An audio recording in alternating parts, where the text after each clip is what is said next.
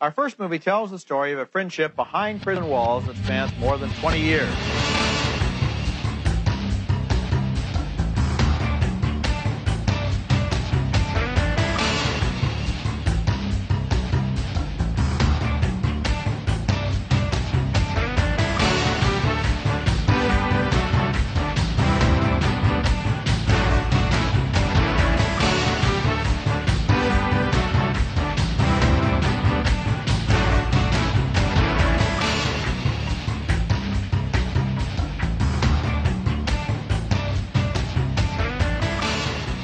Welcome to episode 29 of Middlebrow Madness, an exercise in podcast hubris. My name is Derek Gade. My name is Pop Gunner, professional hydroplane racer. I'm here to read us something from the human race survival resistance, Derek. The human race survival resistance? Yes, this is important to the survival of the human race. Oh boy. This is a hot new update from them. Hot new news update. Oh boy. This is the current plan of Satan Lucifer and his fallen angels and their umbrella company's leader, Tom Cruise, and chief scientist Bill Gates. Whoa, hold on. 1. Give all the sinful, dumb human Homo sapiens, species populace, 33.3% of the Earth's populace are not humans, syringe vaccines in 3 phases, which contains their gene-altering AI femtotech nanobot chimera genes that will work in together with the 5G towers and the third strain coronavirus COVID-19 virus.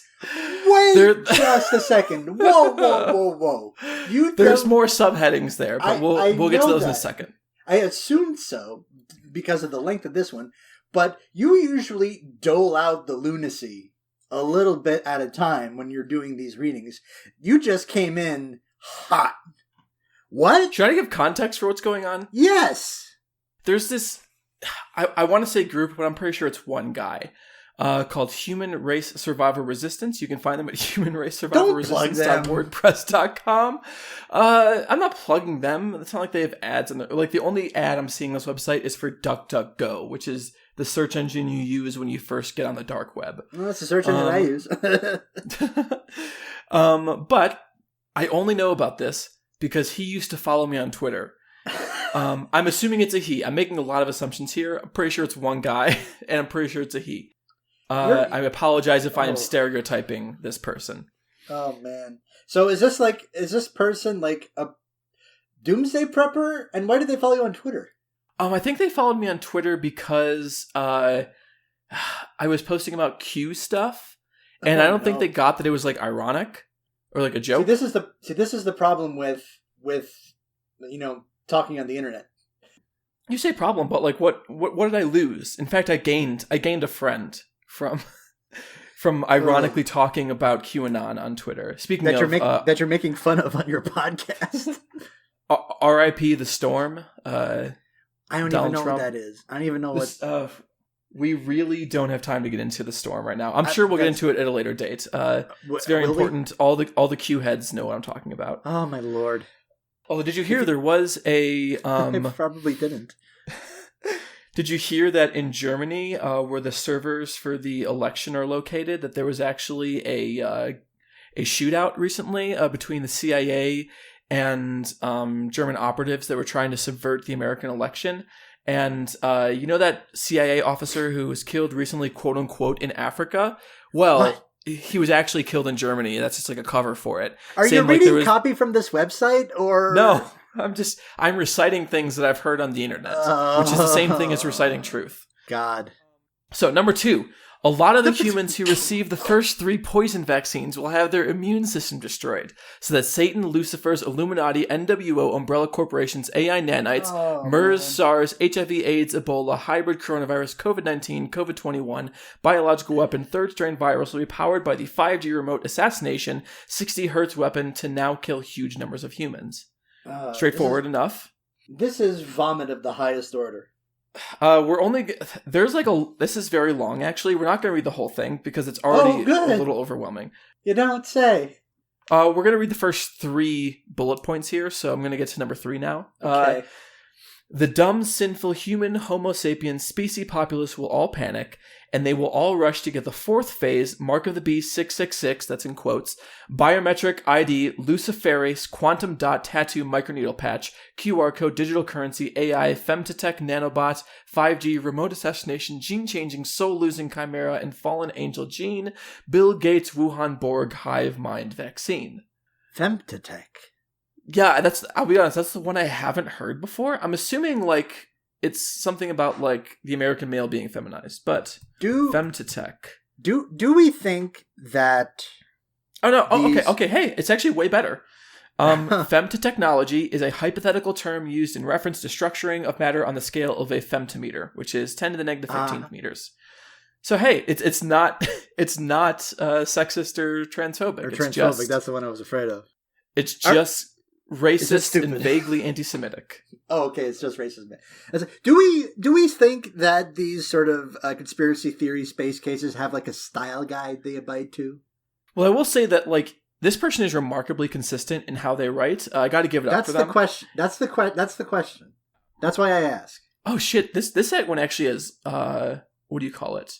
This is much better than the usual one. So I was just going through the blog as a whole. Oh. And usually it's just this that. This is how you spend your nights, dog? Not all the time. I mean, occasionally. But I'm looking at this now, and the interesting thing is that usually he just repeats the same thing over and over again. This one almost has like footnotes and extra detailing, an explanation. Extra detailing. But the reason I was so fascinated by this guy in the first place, A, because he followed me. Sure.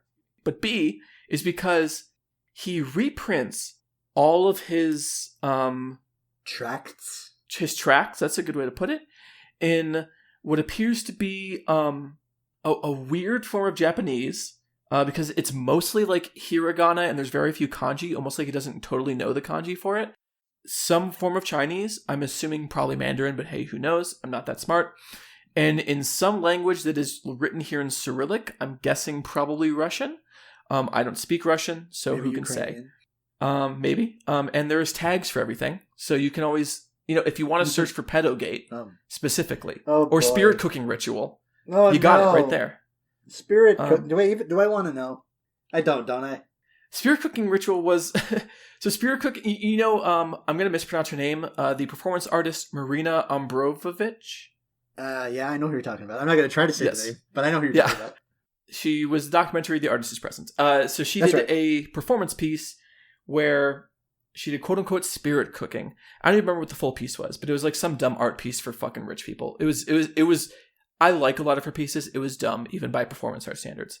And a lot of QAnon and Pizzagate people have come to the opinion I have heard of this. That spirit cooking is like the idea of them taking blood from children and cooking with that and making like ritual meals out of it, like ritual satanic meals. How have you heard about this, Derek? Steph. Oh, of course, my girlfriend. Course. She's not as in deep in it as you are, but she knows some stuff. Abramovich. Yes, thank you. That is much more correct. I want to read one more of these. Can I read one more? If you must. So this is number 4. Is it long? And I have one more thing to bring up after this that I think is it's one of my favorite millennialist Christian things. Dog, we are 10 minutes in already. We're fine. Oh, there's nothing to talk about these fucking movies, so who cares? There's plenty to talk about. This Mark of the Beast microneedle patch biometric ID tattoo will allow them to buy or sell as the Bible prophesies, and they will be able to go outside or to their workplace to work, and it will identify them as being vaccinated like the Antichrist cattle branding. They will lose their human gene souls, so they will never be able to be saved by Jesus' atoning blood, for instance, in the cross. Their minds will now be controlled by the Illuminati, NWO, Antichrist, AI-like puppets to hate the humans who refuse to take the vaccine, and to arrest them, and to quarantine them in FEMA Nazi Holocaust camps and exterminate them. All who refuse the Antichrist, Illuminati, NWO, Nazi, 5th Reich, Atlantis, 13th Reich, Nephilim, civilization control will be exterminated too. Oh man, I yearn for the sort of for the idyllic days of like Time Cube. I yearn to be this person because okay. Here's what I'll say. In this person's conception of the world, this is all pretty simple. Like like it reads complex because you're not used to the language, but if you're actually thinking about it, it's very simple. Like, everything all relates back to the same conspiracy. There is exactly one reason everything is happening. The systemic problems exist in one system that has one source, and everything's easy. Like, everything's terrible. And the Antichrist, Illuminati, NWO, Nazi, Fifth Reich, Atlantis, 13th Reich, Nephilim civilization is a problem. But you have the answers. Whereas, like, for me, it's like, oh, shit, if we want to look at, like racial disenfranchisement, we have to think about, like, the history and context of that in this country, and also, like, the ways in which, like, the bourgeois use those ideas against the proletariat to, like, reduce class consciousness, and the ways in which liberalism plays into that. It becomes a whole fucking thing, and there's a lot of different ways to come at it, and you can't be certain that you're correct. You can just have good ideas based on a theoretical understanding that is always changing and updating based on new things you learn. This person has it already. Living in the world. Yes, this person, by not living in the world, does not live they've in the world. answered all the questions.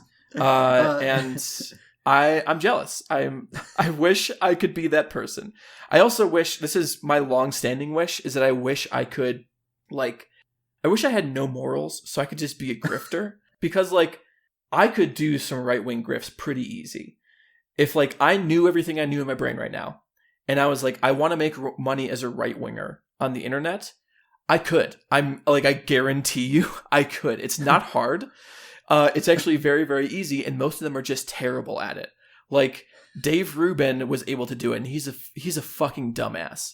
Like, Dave Rubin is a dumb man, and I don't he was know who somehow Dave Rubin is. Oh, good. That's good. Well, Okay. he's part of the dumbass versus cynical dichotomy, whereas, like, a dumbass is Dave Rubin and cynical is Ben Shapiro. Whereas, like, both of them are saying things that aren't true. I think Ben Shapiro knows that half the time and is purposely doing it because he knows it'll rile his audience up. Whereas Dave Rubin is just a dumb man who doesn't really know much of anything. We're getting up to 15 minutes. So, as I said, I'm Pop Gunner. That's Derek. Derek, what is this podcast about? I guess it's... I don't even know anymore. You're coming in with these, like, stacks of decommissioned fucking... this radioactive Q garbage, and I'm like, well, I just want to talk about Psycho, man. Like an idiot, like fucking Charlie Brown in the football. I just want to talk about some fucking movies. I want to talk about Mako, The Jaws of Death, or Racing Fever, or Stanley, The Hook Generation, Sting of Death. These are all films by William Grief. Which my name's Isabel Arf. I should let go. Wait, are you pivoting to a second bit? No, I'm explaining a bit. Oh, because I just refer to myself as Pop Gunner, and I feel like I should tell people that's a joke. My name is not Pop Gunner, as much as I wish it was. It's a joke because the other day I found out about a man named William Grief, or Greff, who was a director in Florida who made a film called Racing Fever. He made a lot of other films, like with killer Mako sharks, killer jellyfish, one about like a man who has psychic control of rattlesnakes.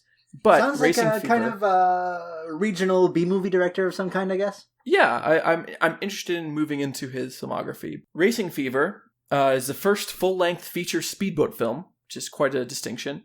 It was shot on location in Miami. Racing Fever is concerned with a professional hydroplane racer named Pop Gunner, who's getting ready for one last race before passing his crown on to his son Lee.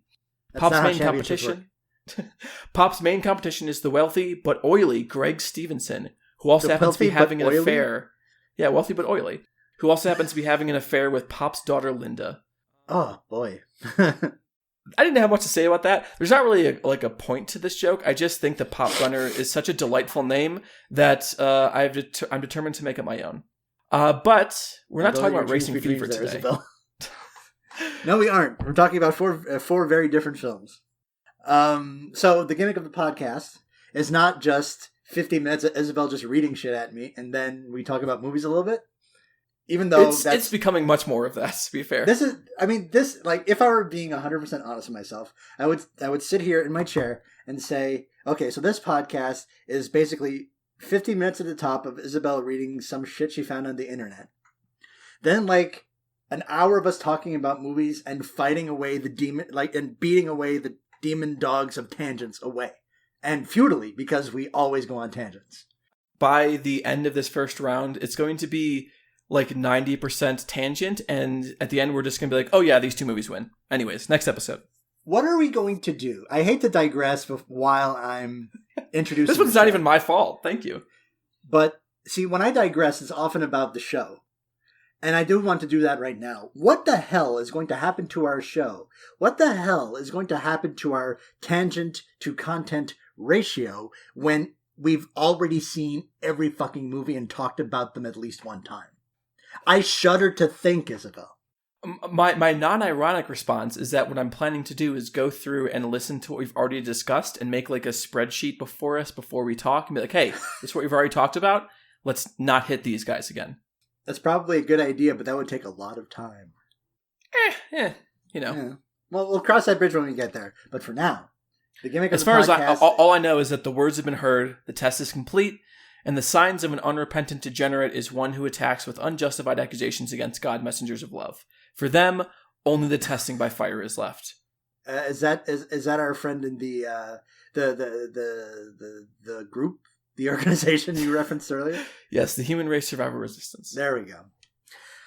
The gimmick of the podcast, friends and loyal listeners, and you are loyal if you are still listening this deep into the show, is that way back when, in the halcyon days of our show, back in 2018, Isabel came to me with her stone tablets, and upon those tablets were chiseled the names of 250 movies, and we arranged those names, or she arranged those names, into a 256 film bracket. Those 250 movies corresponded to the top 250 films on the Internet Movie Database's top 250 films of all time. Plus, to fill out that bracket of 256, we added 3 movies each that had a similar score vote total to the movies on the bottom. There are play-ins, if you will. And the gimmick of this podcast is to basically pit movies against each other until we get to the greatest movie of all time, asterisk.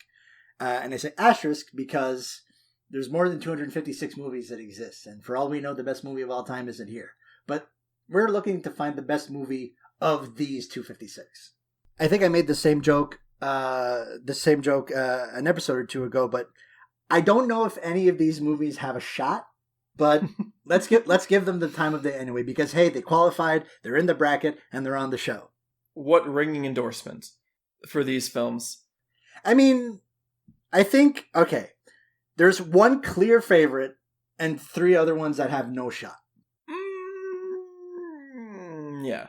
You're actually right. I was going to try to argue with that, but even me, I my ultimate contrarian stance, I can't. I told Derek before we started this episode that I have no strong feelings on any of these films. I'm going to try to make it interesting anyways, because that makes it sound like this episode's going to be shit. But hey. This might be a Derek episode because I have some things to say. Sure. I might have some insight. Or just thoughts, I'll just browse these corset websites and see what sales they're having. Pay attention. This is a 2-person operation as well. What are we starting with? What are we talking about here? Okay, 2 matchups today. So we are going to be doing To Kill a Mockingbird versus Gran Torino and Psycho versus La La Land. So why don't we get right to it? Tail of the tape for our first match. The 96 seed, the 96th best film of all time, To Kill a Mockingbird. Now I just want to pull up my tab here because I'm operating with my phone. Released in 1962, directed by Robert Mulligan, written by Horton Foote based on the novel by Harper Lee. It stars Gregory Peck, Mary Badham, Philip Alford, John Megna, Ruth White, Paul Fix, Brock Peters, and Frank Overton. Also, Robert Duvall shows up for a little bit, but he's not top bill or anything because he's in it for 5 minutes. $2 million budget, $13 million take, and a critical darling, nominated for 8 Academy Awards, winning 3, including Best Art Direction Black and White, Best Adapted Screenplay, and Best Actor for Gregory Peck. Versus the 162 seed, which I gotta say is pretty fucking impressive for this movie, Gran Torino, released in 2008, directed by Clint Eastwood, written by Nick Schenk, starring Clint Eastwood, and weirdly, he's the only cast listed. There's other people in here. Clint Eastwood, B. Vang, Annie Her, Christopher Carley, and Doug Mua. Let's see. John Carroll Lynch. John Carroll Lynch shows up for like 5 minutes as a racist barber. as maybe the worst character, but yeah. I love John Carroll Lynch, but what the fuck? We'll get to it. Yes. Budgeted at approximately $25-30-ish billion, made $270,000. This is one of Clint's biggest hits. His second biggest grossing movie of all time, right? I think number one is American Sniper, is it not? Pretty sure that's correct. I'm going to Google it as you talk, just to figure this out. All right, cool.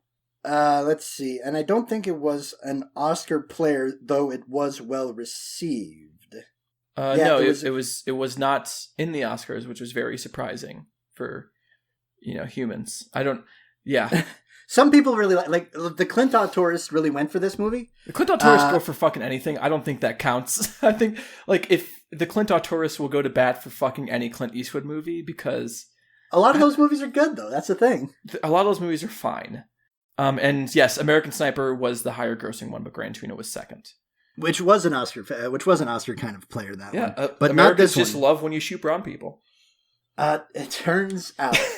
I haven't seen American Sniper. Here's what I'll say. I think it's a bad movie that has really interesting takes about it. I think reading people try to argue that it's not a right-wing movie is more interesting than the actual movie itself, because it is a right-wing movie. Clint is Clint. Let's not get it twisted.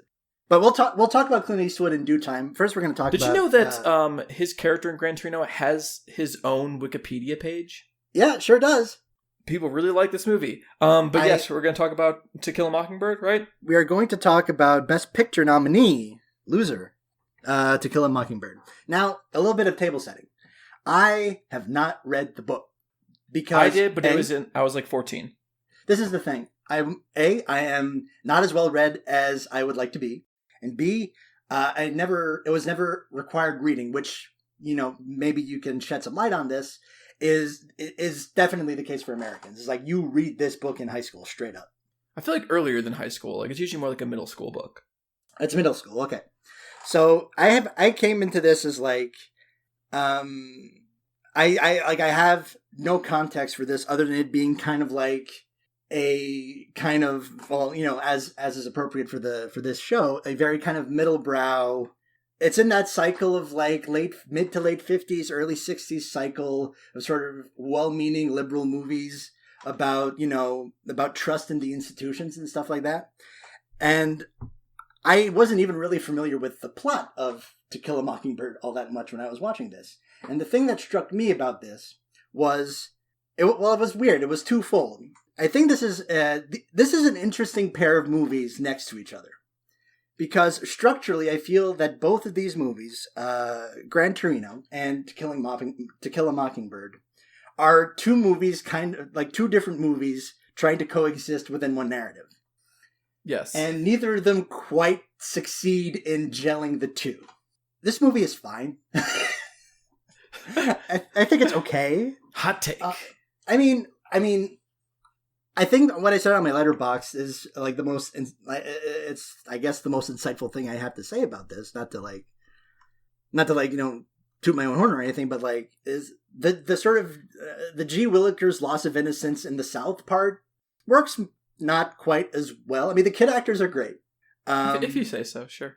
They're supposed to be like 9 and 6, and I think we got spoiled with with Jacob Tremblay in Room. Sure, but that doesn't mean that we have to like lavish praise on people who don't deserve it. I said they were fine. I mean, that's not praise. I mean, they weren't bad by no means.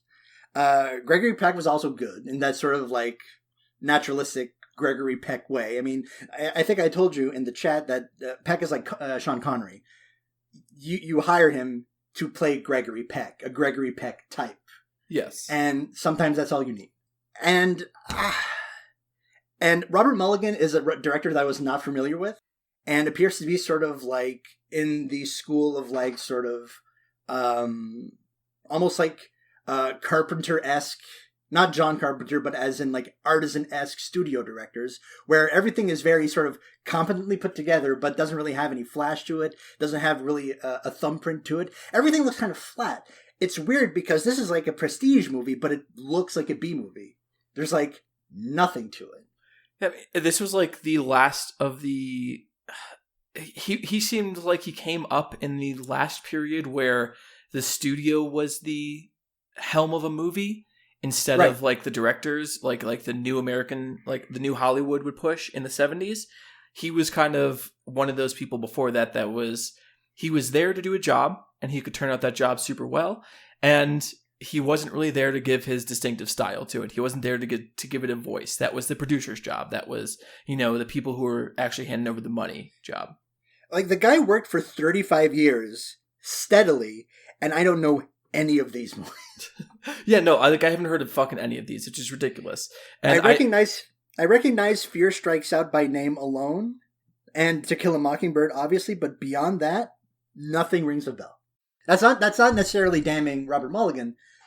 That's just like, this is not a guy, and he was nominated for Best Director for this. I guess a little goes a long way, but like, I don't know, I didn't see it. I'm on his Wikipedia page, and I just saw this, and I have to read it. Actor James Caan. Yeah, James Caan fucking hates him. Described him, meaning Mulligan, as the most incompetent filmmaker he has ever worked with, saying a lot of mediocrity was produced following their work on Kiss Me Goodbye in 1982. Caan cited his experiences as the key reason why he made no movies for 5 years from 82 to 87. Holy shit. That's not exactly high praise.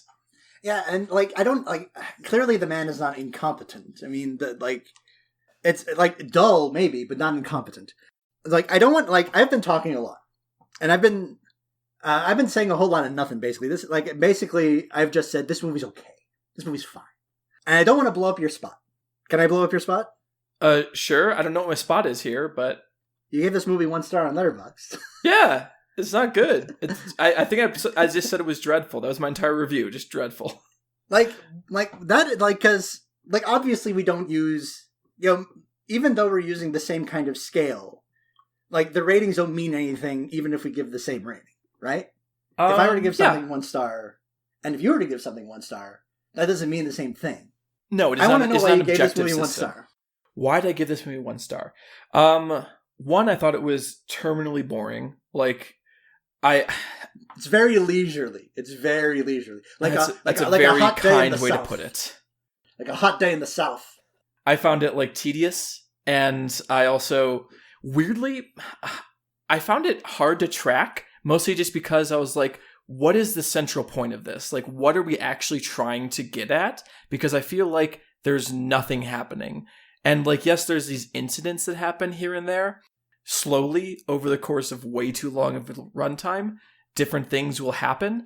But I'm sure if I sat down and actually chose to think about this movie, for more than a second, I'd be able to devise some sort of, here's the overarching theme. Here's how Boo Radley combines with I don't remember his name, which is actually one of the problems with the film. Atticus Finch? No.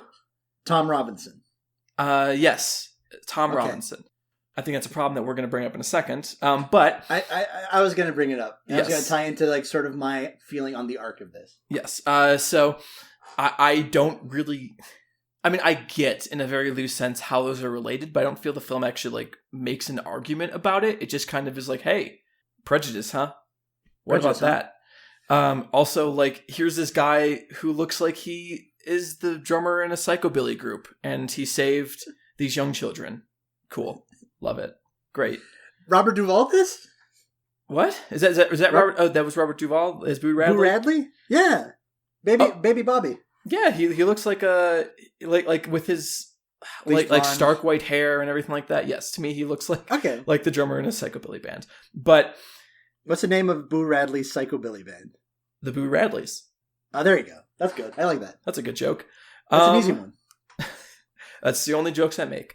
So, the fact that I couldn't remember the name of the black man in this film who is falsely accused of sexually assaulting a white woman, that is the core of this film. That is what people remember about this film. That is theoretically the center around which the rest of this movie rotates.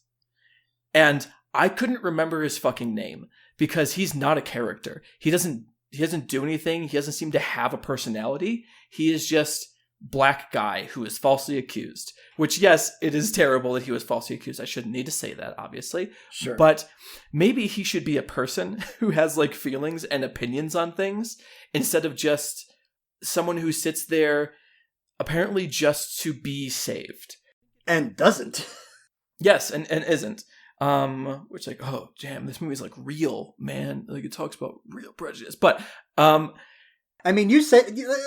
okay, here. I'll get to my Last thing I have to say in this context, that before you rebut me, is I think it is telling that even Roger Ebert, like good old liberal humanitarian Roger Ebert, who I've often criticized as being far too, like, centrist and conservative, said of this movie, it expresses the liberal pieties of a more innocent time, the early 1960s, and it goes very easy on the realities of small-town Alabama in the 1930s. One of the most dramatic scenes shows a lynch mob facing Atticus, who is all by himself on the jailhouse steps the night before Tom Robinson's trial. The mob is armed and prepared to break in and hang Robinson, but Scout bursts onto the scene, recognizes a poor farmer who has been befriended by her father, and shames him and all the other men into leaving.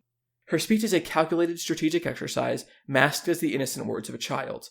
One shot of her eyes shows she realizes exactly what she's doing. Could a child turn away a lynch mob at that time in that place? Isn't it nice to think so? I think that's pretty damning. Like, wait, hold on. Give me a second.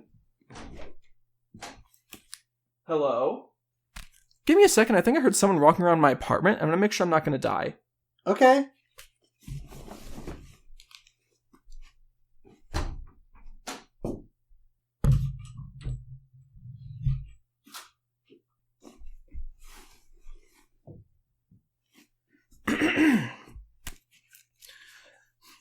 Great news, I'm not gonna die.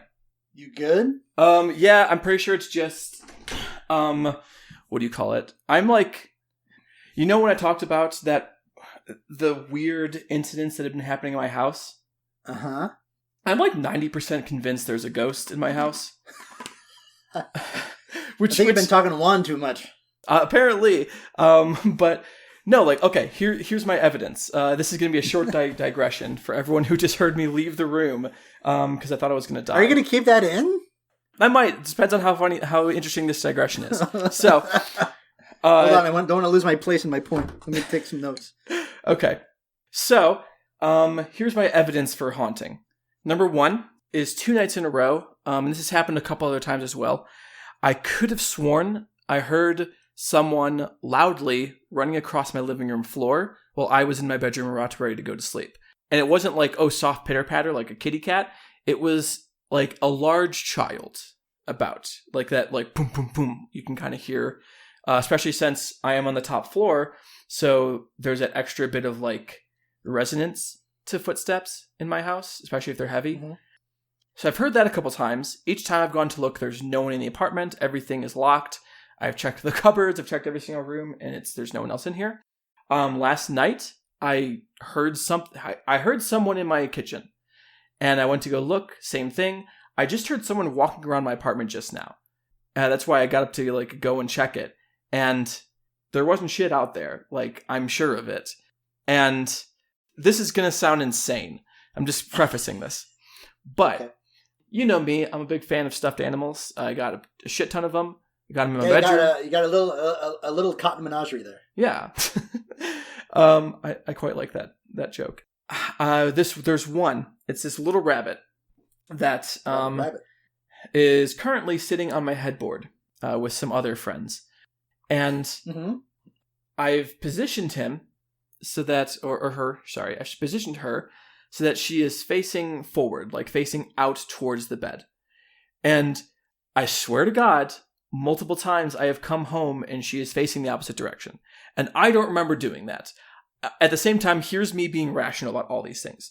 Number 1, I probably just moved it and forgot, or maybe I was grabbing something else from the headboard and I accidentally moved it and didn't notice. I don't know what I'd be grabbing. There's nothing else up there, but hey, I was sleeping. That's where I sleep. Maybe I did something weird. Or maybe there's like some weird vibration in the wall that causes it to turn around. Maybe you're just knocking the headboard. Maybe. And somehow making that one turn around and nothing else happen. And it's not as much sense as anything else. It is possible. And as far as the noises go, it could just be that those are hypnagogic auditory hallucinations, which are definitely something that happens. and I've experienced before. I will say that the first 2 times I heard the running noise, I was about to go to sleep, so I was very ready to discount it as that then, but since then I have heard it while I've been sitting up in bed with the lights on. So that's the situation in my apartment, is that I don't believe in ghosts, but I'm also 90% sure there's a ghost in my apartment. Unless there is someone living in my walls who is somehow like going out at night or going out in the middle of my podcast recording for some reason. And I don't know, grabbing some seaweed that like is all I eat. So you got like a parasite situation going on? I've never seen Parasite, so I don't get that. Oh God, you're right. But you will. One day you'll watch Parasite and you'll be, fuck, that was funny. If you say so. No, more like that guy that it's my favorite murder case. I hate being that person because like I don't like true crime podcasts. Like I think they're really annoying and tedious. No. But there's this one murder case that I really want to make a movie of. Specifically like a really weird experimental version of the story. And it was this, I believe they were Polish, this Polish family in like the early 1900s. And I apologize for this diversion, by the way. I promise I'll get back to it after this one. We are so I apologize that I will get back to it after this one. I promise. There was this Polish family who lived on a farm, like in the early 1900s, as you do in Poland. I want someone to diagram one of our podcasts for digression. Color code them to see who starts them. This family had noticed a couple weird things happening. Like they lost a pair of their keys, and they like thought they heard noises during the middle of the night, but they had no idea what it was. And then all of a sudden, they don't show up for church one day, and all of the people in the society, the town, that's what it's called. They live in a society. All the people in this town go and be like, hey, what's up with them? And what's up with that? And they get there and they're like, hey, there's no one in the house. That's kind of weird. What's in the barn? And there's just dead bodies piled up in the barn. And essentially what was determined to be the case is that someone was living in their house for a couple days and was waiting for them essentially to get back home and killed them. And then there's 2 really creepy parts of this story, in my opinion. Not the living in the walls, not the fact that they were stacked in the barn like fucking corded wood. I don't think he was living in the walls. I think he was like in the attic or some shit. And I don't have an attic for what it's worth, so that's I got that going for me. The 2 creepy details are that they determined that these people had been dead for a couple days now, but the livestock had been fed that day that they went to go find them, and the neighbors didn't know there was anything wrong until Sunday because they had seen smoke coming out from the chimney. So the killer was just in their house for a couple days, feeding their livestock nicely enough. So that's one creepy bit.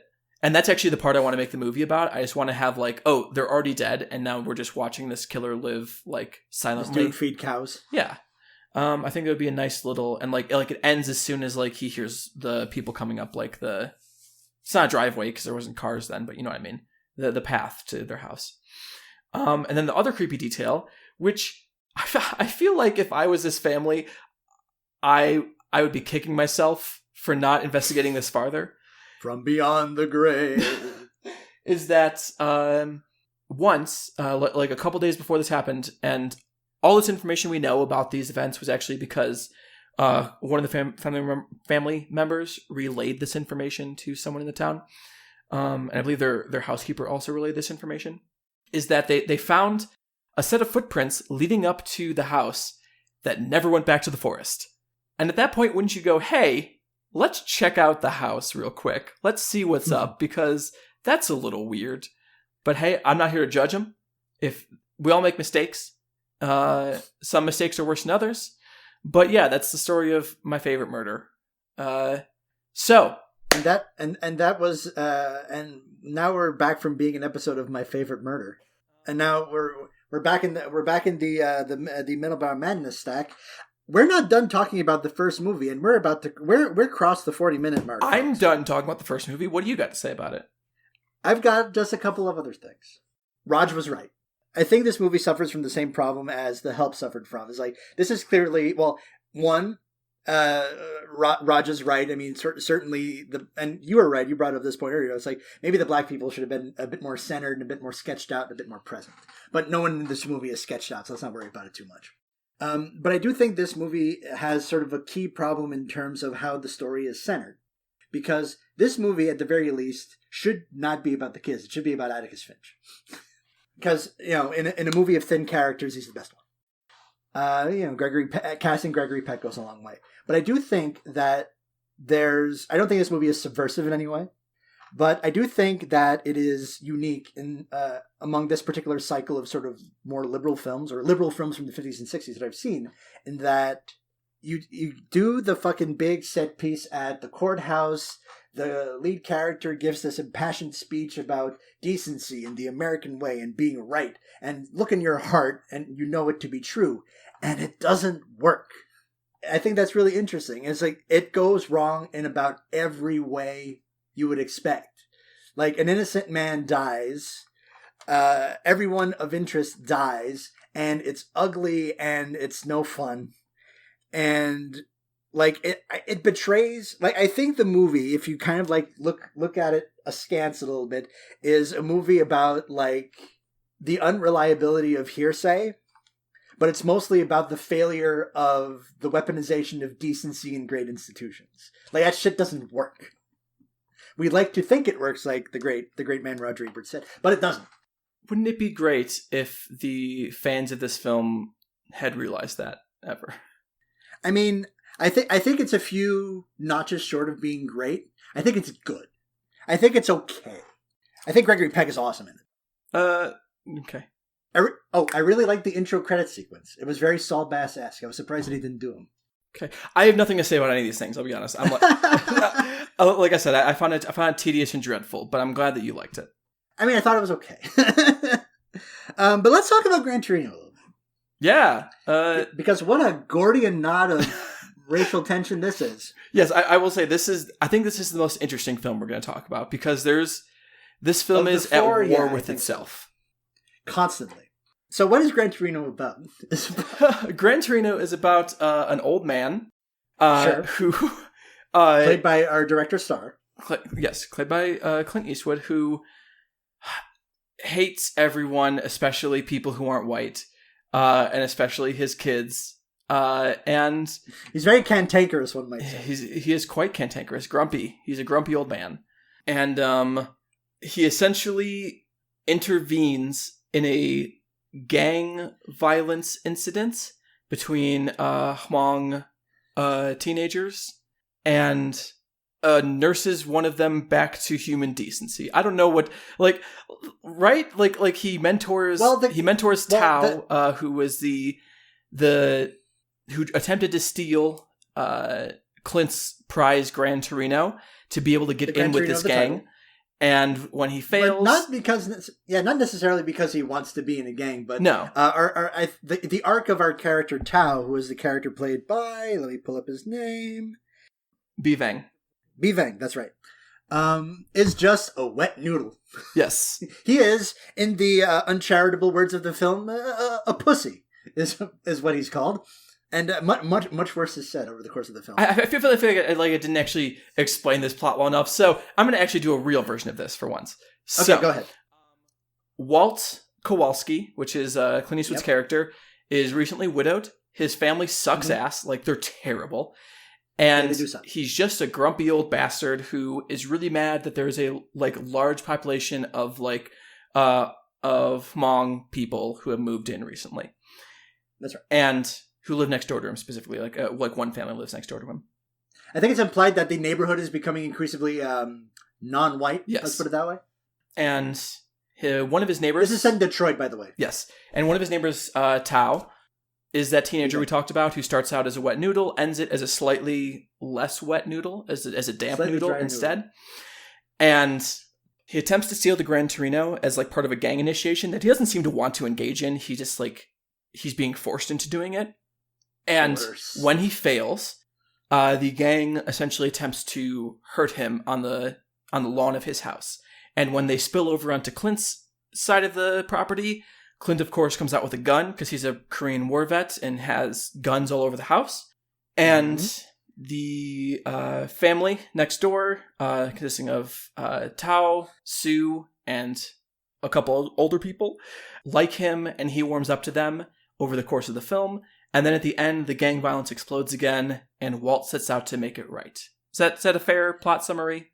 I think that's a fair plot summary of Gran Torino. And the reason I was having trouble with it is because there's essentially two plots here. There's one plot about the gang violence and about this changing neighborhood and the complexities of poor situations or like situations among like poor people of color. And then there's Clint's story where he takes this wet noodle and has him do a lot of manual labor and turns him into a decent kid and ends up becoming slightly less racist by getting to know this family and getting to care for this family. Still plenty bigoted, but he'll barbecue for him. He will cook them steaks while he makes jokes about the fact that they're made out of dog. Get it? Because they're Asian. Ha, ha, ha, ha. And this is the thing. Well, here's the weird thing, is that this film is both weirdly honest and weirdly artificial and dishonest at the same time. Yes, it's two completely clashing tones. You've got, on the one hand, the kind of like very naturalistic, like it's there is an honesty to this film where even if an old racist white guy cozies up to like his neighbors of color, whoever it may be, doesn't immediately become not racist. Yes. And that rings true. This is true in this film and it's true in real life. I mean, we Isabel and I both have relatives. Yes, who the thing that I genuinely kind of really like about his characterization, I think that after like the first 30 or so minutes I kind of found miserable, I'll be honest. And I was messaging you during them because the first 30 minutes is just Clint Eastwood saying a lot of racial slurs and his family being just the fucking worst. Like his family is hilariously shitty.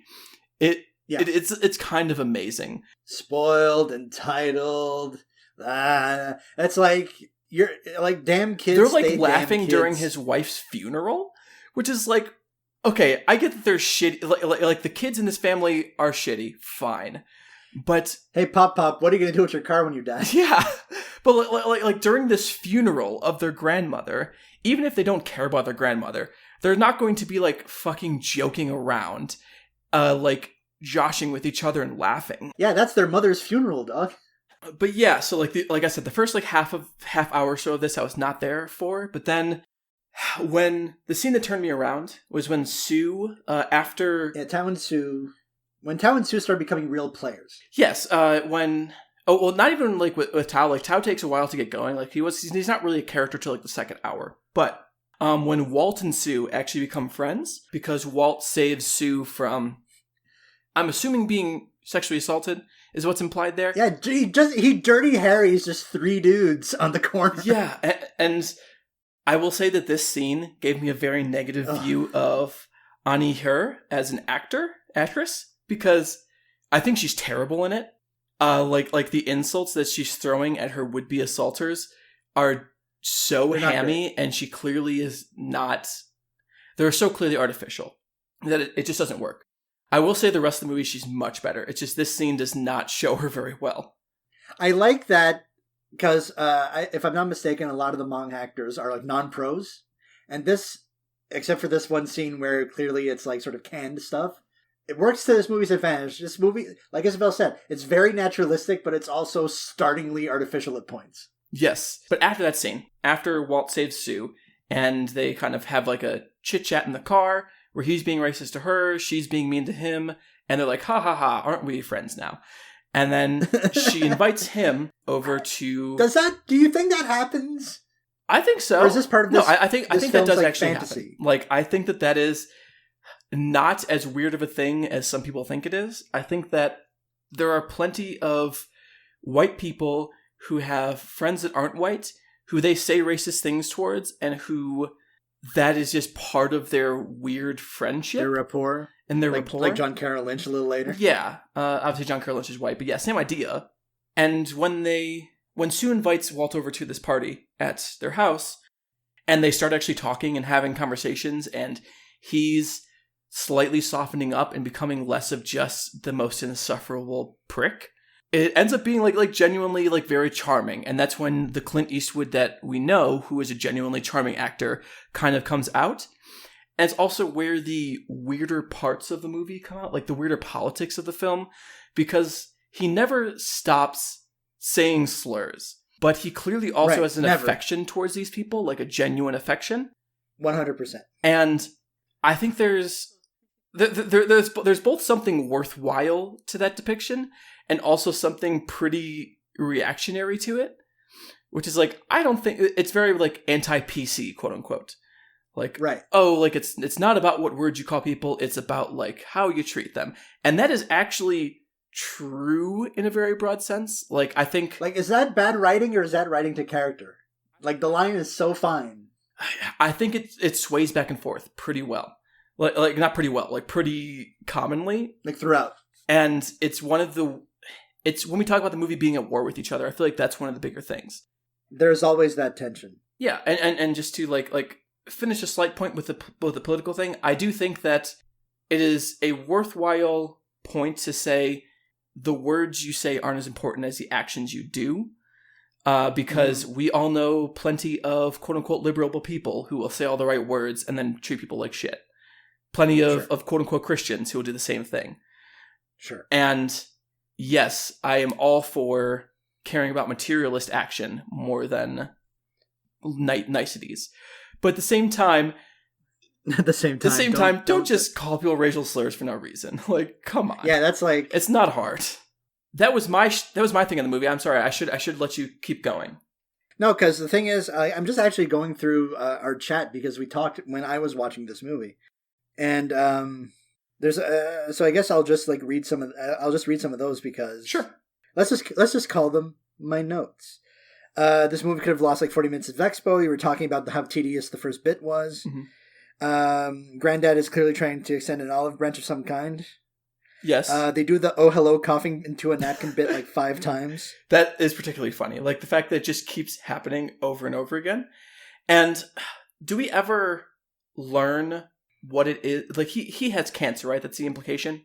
He has something, but we never learn what it is. But I presume that he feels okay with sacrificing himself in the manner of Jesus Christ because he totally T-poses himself on the fucking ground after he gets shot at the end. Spoilers. It's fucking stupid, but there's other shit in this movie. It's like, so that scene specifically, like, we already give the spoiler. He dies in the end. But he dies in the end. He sacrifices himself to basically get all the other dudes arrested because he's not packing heat, which is a nice kind of flip because Clint is packing heat the whole film. Mm-hmm. That specifically is both smart choices and dumb choices just combined together in such a strange way. Because I think it is a really smart choice for the last, like, 15 minutes of the film. Because Sue gets sexually assaulted by the gang. Comes up real fucked up. Yeah. Her and Tao's house gets shot up. Luckily, no one else dies in that. And the implication is for like the last 15 minutes that Clint is going to take revenge. That Walt is going to take revenge. That he's getting everything together so he can go and just shoot this place up and kill everyone inside. Like the ending of Unforgiven. Yes, very much so. And it is even to the extent that he has been resisting going to confession this entire film, even though the local priest in the Catholic Church is insistent that before she died, Walt's wife wanted him to go to confession. So he goes to confession, and he tells Tao that they need to plan everything, they need to make sure it's perfect, and just every implication is that he's going to enact violence on these people. Instead, he sacrifices himself. He dies purposefully without a weapon on him, so that way there's no way for these people who shot him to claim self-defense, and he makes such a big show of it that everyone in the neighborhood is looking out their windows at this situation. So there's a million witnesses. And I think that's good screenplay writing. It's great screenwriting. I genuinely really liked that ending. But there's the dumb shit like, oh, he falls back and he's literally in a T-pose like he's Jesus Christ. Like, do you get it? Are you getting it? Are you understanding? Like, yep, got it. We're all good. Or just like the dialogue in that last scene is also really weird and like stilted and strange. And because it's almost as if like, and this, I just thought about this, so maybe this is not like a fully cooked take, but it's like there's a stiltedness to everything Clint says in this film, except for like 3 times where he's being intense and like real. It's almost as if he's like wearing everything else he says like a suit because it's expected of him. Yeah, I think that so much of his exterior is artificial, and like he has created a tough exterior because that is what he believes he has to do, and that is what is, like you said, expected of him, and that is how he interacts with people. But that's how men talk. Yes, in the worst scene in the fucking film. The moments where that drops are really more affecting because of that. So I can't even say I don't like the choice. It's just, it's a choice that I'm wrestling with still, let's say, I guess. When he locks Tao in the basement. Yes. Like, at the end. That's a good scene. Yes, and it's real, and he basically says, like, I'm happy to call you my friend. Like, and he just says that genuinely. He doesn't even insult him like he usually would. Like, it's just a genuine statement. It's like you don't want killing a man on your soul. Yes. I know you want revenge, but you don't want revenge. Yeah. Great moment. And yeah. I don't think it works if he is not artificial throughout. Maybe I like this movie a lot. Maybe I like this movie a great deal because, like, now the more I talk about it, I think that so much of it is clearly intentional and is genuinely well thought through, even if I'm not sure all the decisions are the right ones. Clint, good director, good actor. We often forget this.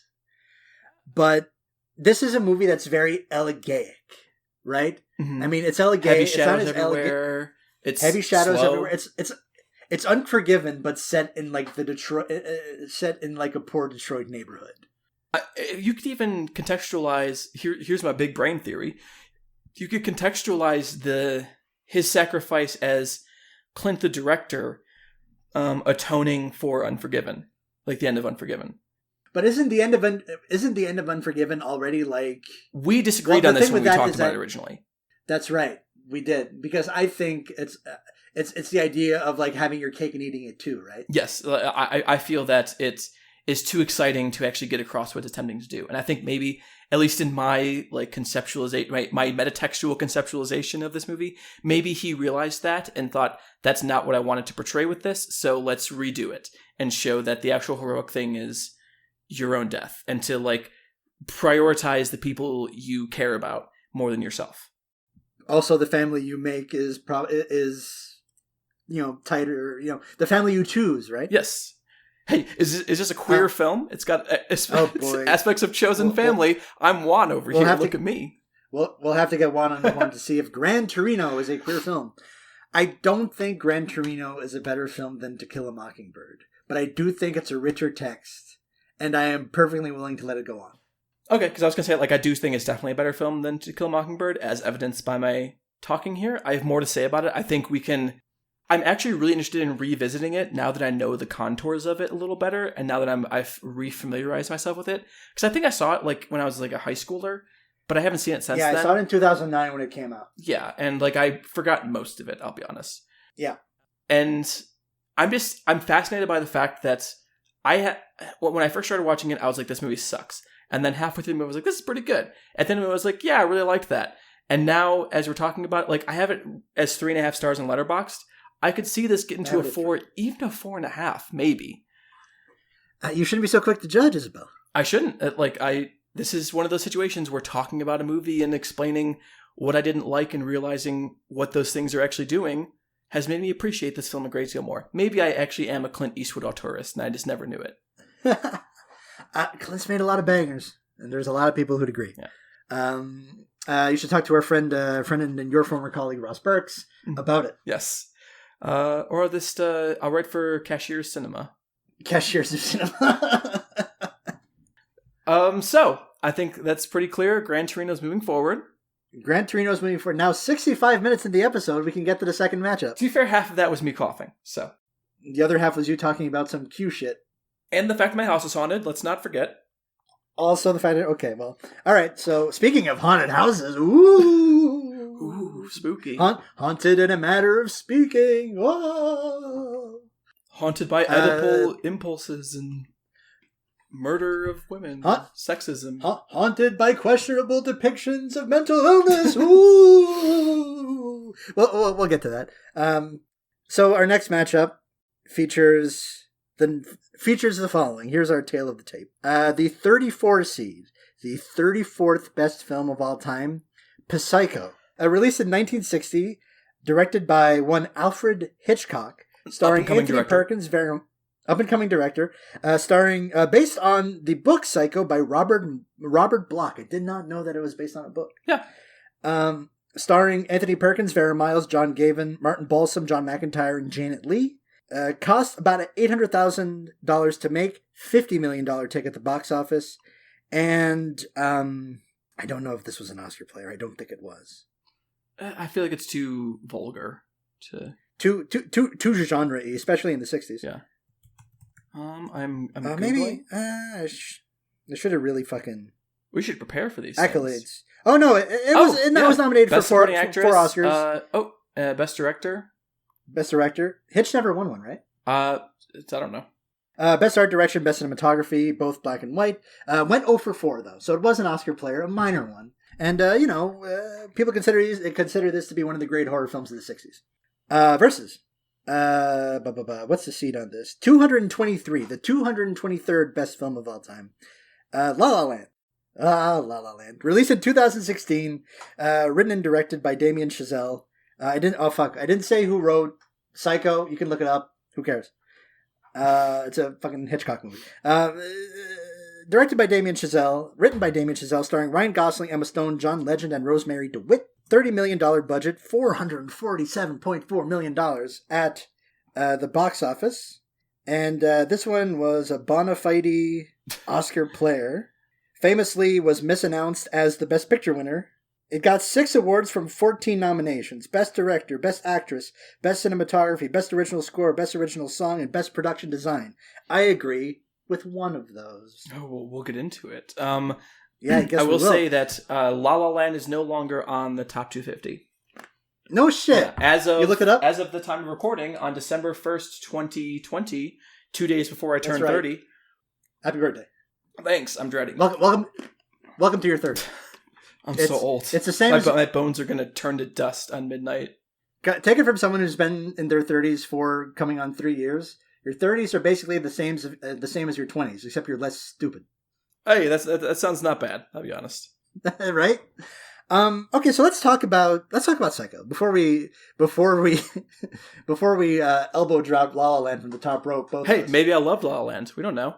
I mean, I know your position on La La Land. Maybe I've changed it. Maybe it's a Gran Torino situation. Oh, maybe. But let's talk about Psycho.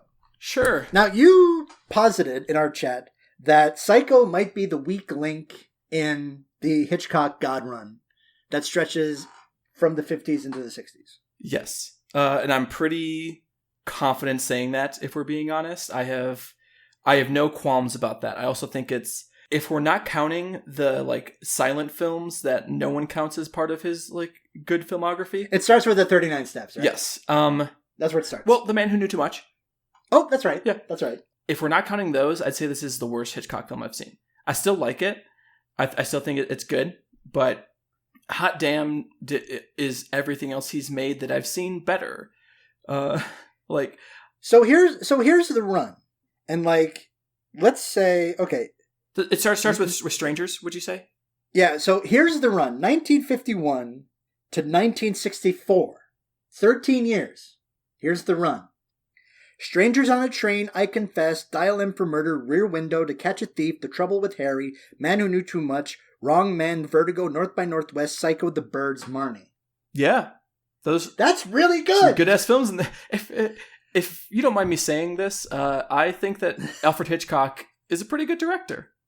Just ripping Vertigo, North by Northwest, Psycho, The Birds, I would contend is one of the best 4-film runs of all time. Across eras, genres, and directors, those 4 back to back to back to back.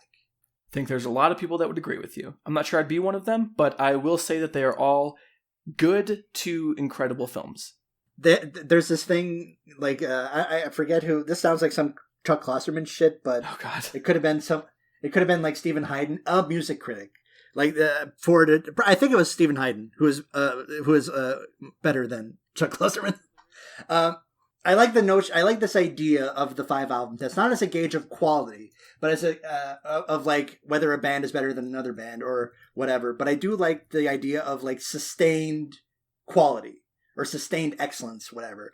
And I like this idea for directors as well. Like, if you're a director, can you run 5 movies consecutively that are like at least like some would say chain 5 masterpieces, which I don't think anyone has done, but like chain 5 movies that are like really good together. And I think that run is where Hitch gets closest, because then on one end you have The Wrong Man, and on the other end you have Marnie. And I haven't seen The Wrong Man, and Marnie's okay. There's a lot of people who go to bat for it. Yeah, a lot of people love Marnie. But so some would say that I think everyone has like their weird Hitchcock that they go to bat for. For me, it's Rope. I like fucking adore Rope. So, but there's also a first. This is the thing with Hitchcock. There's this first Prime, like 20 years earlier. Because here's the other run. Because you've got Shadow of a Doubt, Lifeboat, Fighting Generation, Spellbound, Notorious, Paradine Case, Rope. Some good ass which flicks. Is not nothing. And this doesn't include Rebecca, or Lady Vanishes, or Foreign Correspondent. Or 39 Steps, which I like quite a bit. Or 39. Alfred Hitchcock has made a lot of fucking good movies, and Psycho is one of them. And some of them, like the 39 Steps, also have terrible endings that come out of nowhere. But hey. I was in... Do you remember the end of the 39 Steps?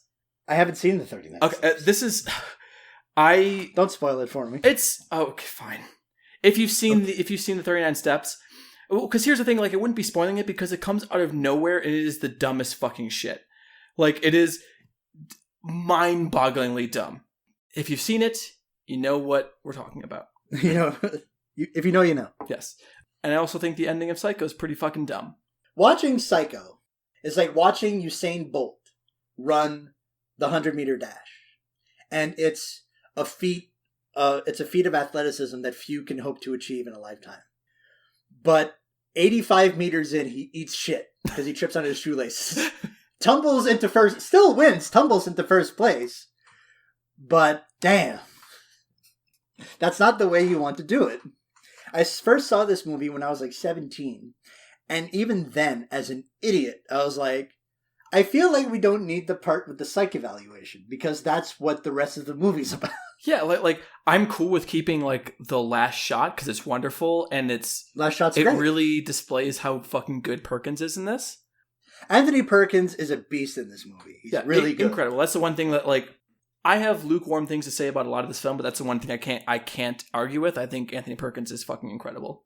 I think because Psycho has kind of penetrated the culture a lot. Nothing about it is really like surprising anymore. We know the beats. I will say, interesting thing. I was shocked because, so I watched this with Julie, my girlfriend Julie, just to explain to people who are just listening to this fucking podcast and don't know me personally. Is she a listener? No, she's not. Okay. But maybe she should be. I'll try to sell her on it. I'll say that she's mentioned in this episode. And we were watching it together, and when I was going to say Marnie Stern. That's not her name. What's the name? The guitar player? The guitarist, Marnie Stern? No, that's the name that came to my head, but it's not the right one. Who's the actress that dies? Janet Leigh? Janet Leigh, thank you. Don't ask me how this got mixed up in my head. When Janet Leigh gets murdered, Julie was like, oh, so like the mom's like a murderer? And I was like, Did you not seen Psycho before? And she was like, no, like I've never seen this movie. And I was so like, good. Oh my God. Just perfect viewing case. Yes, it was honestly very fun because I just assumed everyone like that had permeated the cultural consciousness that Anthony Perkins was his mother. Yeah. But apparently spoilers, I guess. It's spoilers, I guess, for a 60-year-old movie. Yeah, you can no longer have the experience that Julie had watching this film. I generally found that like incredible, and it was a great way to watch it. That's really rad.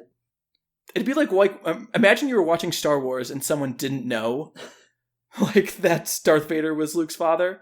Was Luke's dad? Yeah. Yeah, I mean, and they'd be like, oh shit. Like, fuck? That's I mean, it's that. I mean, if you're like 7 and you're seeing Star Wars for the first time, of course you don't know because you're a fucking idiot unless you're like into that kind of stuff.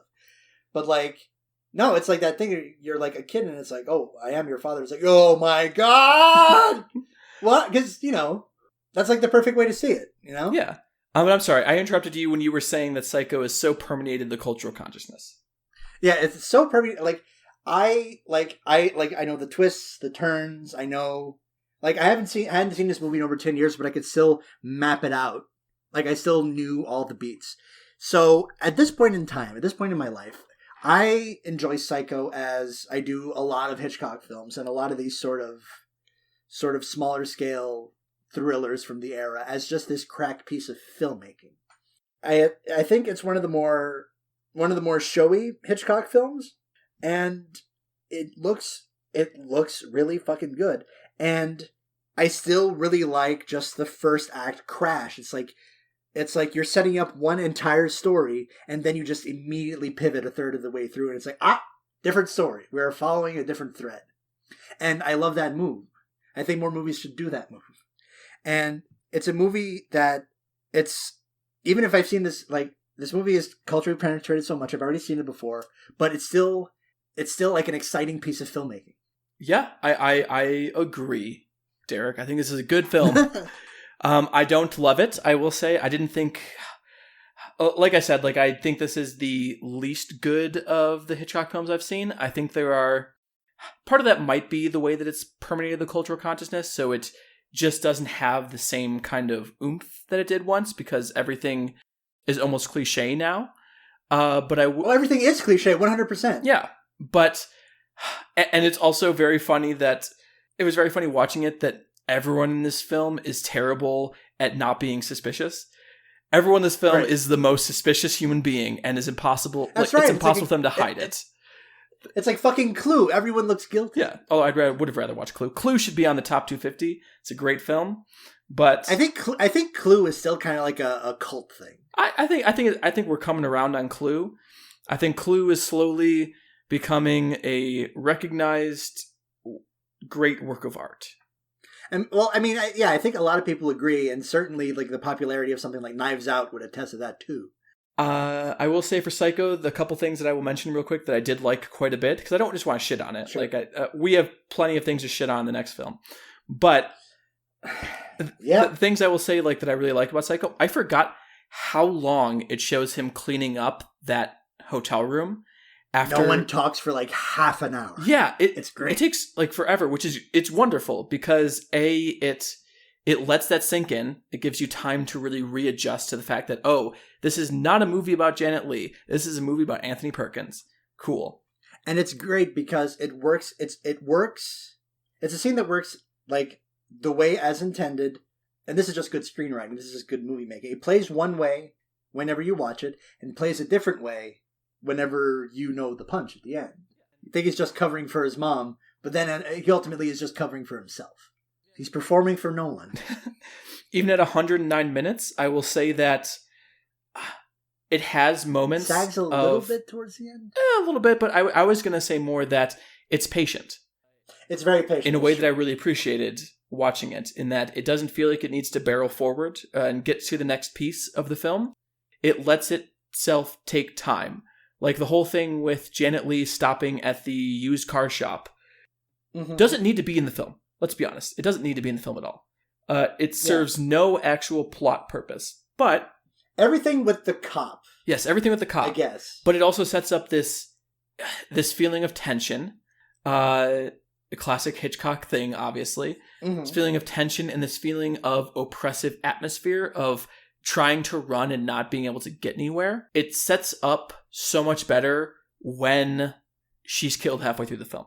And all of a sudden we're left rudderless and we're like, oh, what about all this stuff that happened before? That doesn't matter anymore? Well, it's not that it doesn't matter. It's basically Hitchcock laying track. It's this is the thread that the investigators are going to pull to eventually get there. Yes, definitely. But she's trying to hide her track. And also in a way, it reminds me a lot of the film The Descent, oddly enough, because The Descent, the Neil Marshall film. Yes, which is a great film that fails in its second half, unfortunately. But The thing that everyone praises about The Descent that I think is genuinely true is that its characters are people who have motivations and who have inner lives. So then when they become imperiled, it is much more impactful.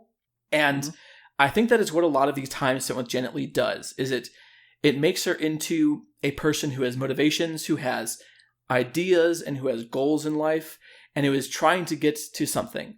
So then when she just dies out of nowhere, all of a sudden it's far more destabilizing than it would be otherwise. Yeah, I agree. Also, it should be noted that the Bernard Herrmann score just knocks. Yes, wonderful. It's a classic for a reason. So, La La Land? Sure. Question mark? So this is your favorite film. Sure. It's your favorite musical. You love all this. You own the soundtrack on vinyl. That's right. I own a turntable that folds up into a nice little suitcase. And I have no amplifier, no speakers. It just plays from the box. I like parts of this movie, but the parts that I don't like kind of sink it. Well, you're a Damien Gazelle tourist, though, so. I love Whiplash. I think Whiplash kicks ass. I like that movie. This is not as good as that. Shocking statement. In my first review of La La Land on Letterboxd, I said it's really fucked up that the guy who made Whiplash made this movie, because Whiplash is about how single-minded focus on one aspect of your life to the detriment of all others is bad. And this is about how it's good, actually. This is about how it ultimately, well, it's good for most of it, and then there's like the one good part of the movie unequivocally, which is the last 20 minutes, where basically Chazelle is stealing like a lot of plays from the Michel Gondry playbook. Interesting that you think that's the good part of the movie. That's the good part of the movie. I'm not sure I necessarily disagree, but at the same time, that is not the opinion I've heard other people hold, let's say. Other people. There's a lot, this movie is exceedingly, it's very pretty. It looks real nice. Chazelle is trying real hard to sort of emulate the sort of bold, vivid colors of those classic musicals that he loves, ? Because this movie kind of stops being a musical 3 songs in. Yeah, and so this is one of the many frustrations I had with this film, is that... And here's the thing. The songs blow. I don't agree there. I think the songs are fine. I think some of the songs are totally fine.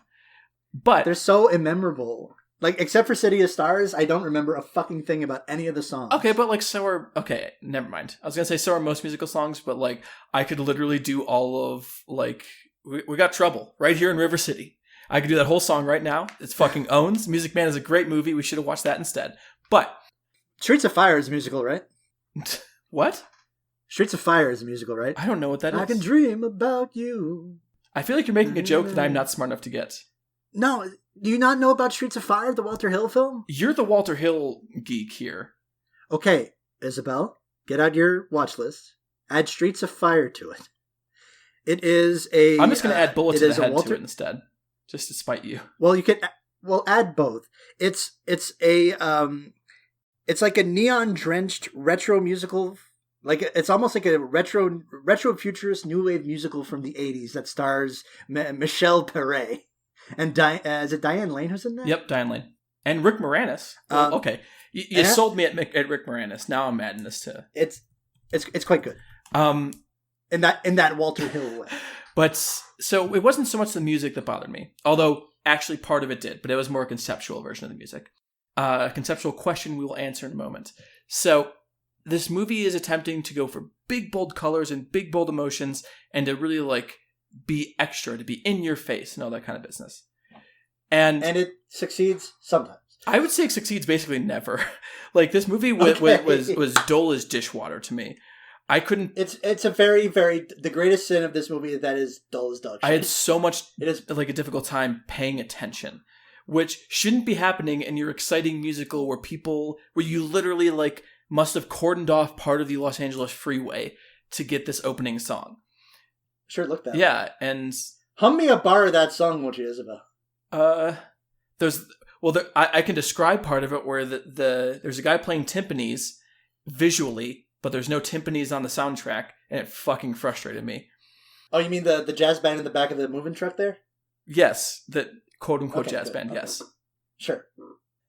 This movie's just so dull. There's like nothing to it, and people who react to this movie positively, and there's quite a few, even people who I respect and believe are not lying to me. I don't see why they would. Yes, but like Juan, for example, loves this film. 4.5 stars, then 5 stars on a rewatch. So they're a big fan of it. Plenty of other people. It goes down really easy. I'll say that. Well, it's dull, but it goes down easy. Well, what I'll say is that like that dullness that we're feeling, I think this movie's all about whether you get on board with the emotional through line of it early on. If you don't, it's not going to work for you. Which is, I think, the point that I was at, is like this emotional through line doesn't work for me. And also, I love Ryan Gosling. He shouldn't be the lead in this movie. I think people keep wanting to cast him as a romantic lead, which fine, The Notebook, whatever. But also The Nice Guys exists. And that's what Ryan Gosling has this facility for comic roles, like straight comic roles. Yeah. And the Big Short, he's genuinely like hilarious in The Big Short. Which is a movie I have not seen. That's a hella middlebrow movie that I have a lot of love for. That's a movie that's okay. And Emma Stone, we've talked about Emma Stone before. She is so charismatic. She is so charming. She's wonderful. She tries so hard to give a third dimension to this character. And I think she succeeds more than Gosling does, but I don't know if it's a fault of the roles that she takes, or just because her facility with comic roles and the way we kind of devalue comic roles, especially comic roles as performed by women. Yeah. But when I don't know if I've seen the movie where we've gotten like the Emma Stone performance. She's got an Oscar on her mantelpiece now, but I'm still waiting to get like my balls kicked in by an Emma Stone performance. Yeah, I like her in everything, but nothing reaches that next level. I haven't seen like Easy A. Maybe that's the one. I will say she's great in Easy A. It's not a good movie. That's the problem with like a lot of her roles. Is like she's great in Easy A. It's not a very good movie. I think she's pretty good in The Help. It's not a good movie. She's really good in Zombieland. That's an okay movie.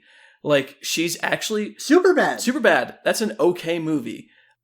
I think that's a good movie, but I think she's the best performance in it. The House Bunny, I think she's great in her couple scenes in The House Bunny. And that is a better movie than you would expect for a movie called The House Bunny. Still not a great movie. That's the Croods. an Anna Faris yes. joint, right? The Croods, which is also a far better movie than you probably think it is. Croods is actually pretty fucking good. She's great in that. So is Nick Cage. Gangster Squad, I think she's great in that. That movie fucking sucks. Gosling's in that Gosling's too. Right? in that too. That's a Ruben Fleischer joint, right? That's his Zombieland cash-in, right? Yeah. With all the clout you get from making Zombieland, you get to make Gangster Squad. Gangster Squad. The movie everyone was asking for. I mean, listen, I was like, Zombieland is what, 2005? 2009. Oh boy. 2009, so I was old enough to know better, let's put it that way. Yeah, I mean, Ruben Fleischer gets a pass in my book because he made Venom, which is a great film. Right. Oh, he did, didn't he? Oh my god, holy shit. Venom owns. We should talk about Venom instead. Venom is kind of one of my like favorite superhero movies. I love it. Ruben Fleischer has had an interesting studio hack career. Yeah, that's a good way to put it. And I think it's worth exploring because he did that like sort of weird, he did that movie with like 3 titles that Richard Ayoade is in. I think it's Neighborhood Watch, 30 Minutes or Less. Which is actually, okay, 30 Minutes or Less actually is really good and way darker than you would think it would be. And it's basically the story of like, it's based on a real story that Netflix did like a miniseries on. That is not as good, but 30 Minutes or Less is genuinely a real good movie. So maybe we should try to rescue Ruben Fleischer from the bargain bin of history, as it were. But maybe we push that to a later date and continue talking about La La Land. Sure. Now, I'm holding back on saying my main criticism. Go ahead, because I want to see where this goes. Okay, so when we talked about Whiplash, we talked about how it knew nothing about jazz music. I think that... Oh, does this continue to not know anything about jazz? Except it's worse. Like, this is abysmal in its treatment of jazz music. I actually thought it was fucking hysterical when Ryan Gosling is giving Emma Stone this like big speech about why jazz is amazing and like why jazz is important. And he's like, oh, like it's like a battle and there's combat in this stage. And he's doing this while the most boring like staid jazz band plays in the room. Like jazz band that you would only go listen to if you were like fucking 40 or 50 years old. Probably older than that, honestly. And you wanted something nice to have while you drink a martini. Yeah, it's like one like I'm a jazz dunce, but this seems like pretty bog standard jazz, like that you would like the kind of jazz that you would expect. You know, jazz. It's like piano, it's Starbucks bass, drums, jazz. Piano, Starbucks. It's jazz that hasn't evolved basically since like 1935. Like this Right. is jazz that like has pre-cool jazz. Yeah, so this is this idea of jazz does not include like cool jazz or modal jazz or free jazz or like free improv or even like modern forms of jazz. Like if you listen to people who are doing jazz now, it is so innovative and so unique, and there's a lot of aspects of like hip hop pulled in and R&B pulled in, and it is moving forward. There's still like jazz is still alive. There's so much interesting things going on with it. And It's a vibrant idiom, you would say. Yes. Whereas this movie, the character who represents that is John Legend. And The ever charismatic, ever talented Chrissy Teigen's husband, John Legend. Chrissy Teigen's husband, John Legend. As we all know from Chrissy's Court on QB. You maybe. He is Who's good in his like 5 scenes in Yeah, the movie. he's a good actor. I'd love to see him in more stuff. And here's the funny thing, is that throughout this whole movie, we get this very staid, boring kind of jazz music that Ryan Gosling likes to play.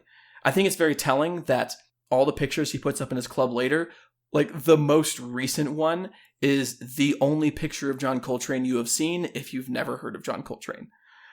Like everything else is before that. So it's this very staid jazz music for the entire film. And then all of a sudden, we are seeing Sebastian, who is Ryan Gosling's character. He begrudgingly goes to play on a session with John Legend's character. And he's playing piano on it, and all of a sudden, John Legend like hits an MPC button, and there's like hip hop beats playing. Like, what's going on here? And like the fuck up thing, I don't think it's great. It's the best music in the movie. Like it's the most interesting jazz music in the movie. Whereas like it's the most memorable thing in the movie. Yeah, because it has like a personality, and there's like vibrance here. There's energy, and even like later on when they're playing that sold out concert, they're called the Messengers. Get it? Oh God, are they? I didn't even pay attention to that much apparently. But like that's the most interesting music in the film, because like I can see how they're weaving in different genres here and all this kind of stuff. And then that's supposed to be the thing you dislike. And Ryan Gosling, yes, Ryan Gosling is supposed to be this great person because he doesn't want jazz to move forward. He's essentially reactionary. This is a very reactionary film in a lot of ways that I found very off-putting and strange. That I don't think it obviously consciously doesn't know that, but it is. Right. It's a reactionary film that also here's a fun side note. It's now that I'm like thinking of this, it's also a film that says, hey, the thing that will kill a relationship is if the woman is successful. Like, oh, like really, like that is what the film is saying. I don't think it's trying to be regressive, but it is regressive. It's a very regressive film. But yes, this is like just a movie that's very much set like stuck in the past and doesn't seem to understand that it's stuck in the past. Or I think there's a way to do this kind of old style of not just musical but film, and all the dudes wear suits, all the women wear dresses. Yes, and the one that I would point to as a much better version of this. Do you know what I'm going to say? It was suggested to me by one Juan Barquin. Okay, let me guess, because I think I've seen this movie compared to this movie elsewhere. Okay. Frank Coppola's One from the Heart. No, actually. Although I do want to see that film. I've heard I've heard nothing but great things. I think that's the tenor this was going for, even though I haven't seen it either, but from what I understand. What's the comparison? What's the comp? Down with Love, which is not a musical technically. A film that I have not seen. There's music in it, and it is essentially, it's a recreation of like the Doris Day, Rock Hudson kind of romantic comedy. Exactly. And it's the same kind of over-the-top production design and set design. And it's the same kind of, in-your-face version of these tropes. And really just putting it out there. But that movie, the really fascinating thing about it is even though it's set in the past like that, it is not a reactionary film. It is a very like forward-thinking, like progressive film. It's really fun and enjoyable, and it just pops off the screen. And then La La Land just feels like it fucking drags the entire time. Yeah, it's. I think I used the term borrowed nostalgia because for the unremembered 80s. That's right. I'm not original enough to think of my own shit, so I got to rip off James Murphy. It's for the unremembered 50s in this case. Do we have more things to say about La La Land? I feel like there's a lot of like things that are getting cut and moved around in there, but we've also been recording for an hour and 43 minutes. So, and whose fault is that? Well, it's both our faults. Yeah, it's both our faults. I still think the last run is good. The screenplay is so bad. It's like the whole argument at the dinner table, like the emotional crux of the film, the emotional linchpin of the film sounds like an our relationship post on Reddit. It's the dumbest shit in the history of the world. No two humans talk like this. It's like it's as if we were trying to have a conversation and we were just deliberately trying to misunderstand each other and deliberately trying to take it in bad faith. Yes. Which, to be fair, both these characters seem like terrible people, so. I mean, Ryan Gosling represents like a kind of dude. This dude's thing is jazz, but it could be any number of things. And Emma Stone represents the kind of person who gets bamboozled by that and then grows to regret it. Yes. I don't think Emma Stone's character is like an asshole in this. No, at least not as much as his is. Her greatest flaw is that she has ambition, which we know that women don't have. God, I need to bracket that and say that was a joke because no one said anything. You know what's the only thing dumber than this movie? I mean, what is when people review movies that haven't come out yet. I'm on this because I was looking at Ruben Fleischer's filmography, and he's set to direct the Uncharted film starring Tom Holland. And Tom Holland, oui. There have already been 152 reviews of it, even though you know how nerds are. It literally hasn't come out yet, and it's all people being like, "Oh, like this movie's gonna be great," or "This movie's gonna be terrible." Like, what do you gain from doing this? Like in your life, what is made better by acting this way? I don't know. I mean, like you don't even get clout because the most popular review here is 4 likes. What's the review? The way this movie is about the first game, but includes Chloe Fraser as a character and a young Sully makes no sense to me. I hate this movie. I hate it so much. Nerd! I hate you, Tom Holland. Shut the fuck up. Here's the thing. The plots of all the Uncharted games are shit, so it doesn't fucking matter. God, I hate that they're making an Uncharted movie so much. I'm going to go off on this for a second. I apologize. But we already have 4 Indiana Jones movies. Yeah, exactly. Like, the Uncharted games are only enjoyable because you're playing them. Like, they're not good. And it's this bullshit that AAA video games get away with with being terrible just because they are better than what's around them. And I think it's fucking pathetic. Like, when people act like fucking Uncharted has a good story, it doesn't. It just has a story. And that's all you're looking for. Or when people are like, oh, like if The Last of Us was a movie, it would be like an Academy Award winner. It's like, no, it wouldn't be. No, it wouldn't. It would be like Prisoners. Yeah, it's which is fine for its own thing. But let's long and lugubrious and liked by only the most despicable of our society's rejects. Even I don't like The Last of Us. But no, it's this trend that has happened so often in mainstream games fans. I think this is becoming less and less of a thing, thank God, as long as that trend keeps up, where games with mediocre writing in any other medium are praised as if they are the second coming. And I think even someone who I like quite a bit, Griffin McElroy, was 100% guilty of this when he talks about the Walking Dead visual novel games, because the story in those is bad. Like, it's just not a good story. And the writing in it is awful. And the acting in it is mediocre. A story. But it is a story, and it is slightly more complicated than, hey, go to the next castle and get the princess. And that's the low bar you need to clear, apparently, to be a great writer in video games. It's how you get to be fucking David Cage somehow. So I am interested in this. Like, okay, so we're going to bracket off. We're just going to say that Psycho moves on. Sure. Okay. And I'm going to yes and this bit about video games. Okay. Because I think okay, so TV is trying to be movies, video games are trying to be movies, everything wants to be cinematic. What are, like, if you were to ask me, hey Derek, what are your favorite games of like all time? What are your favorite what are the games that you keep going back to? Oh, this is a fun thing. I'm excited about this conversation. We're trying to keep it. We're going to try to keep this episode under 2 hours. We're talking about narrative. This is in our purview, right? Yes, but I continue. I have things to say. Okay, so my favorite games of all time are like Tetris, Portal, Animal Crossing New Leaf, NHL '94. Like, none of this has a fucking story. And okay, it does though. I mean, I guess yes. I mean, NHL '94, you had the narrative of the season. Sports are narrative. We know this. We all love John Boyce here. Animal Crossing has ludonarrative, as the term has become. As pretentious as that has, like, that word has put me off because so many people use it just to say dumb shit. But it's a useful term because the act of playing is the creation of a story, especially not necessarily in Tetris, maybe, although I'm sure you could still abstractly consider that a story. Like, there is an arc. There is an arc. You are both simultaneously building and tearing down a structure. But there's not like a, hey, here's the story and dialogue we set for you. Go through this, right, is what you're saying. And speaking of ludonarrativity, or whatever the hell the term is, what is probably going to be my game of the year 2020, Blaseball, is a perfect example of this.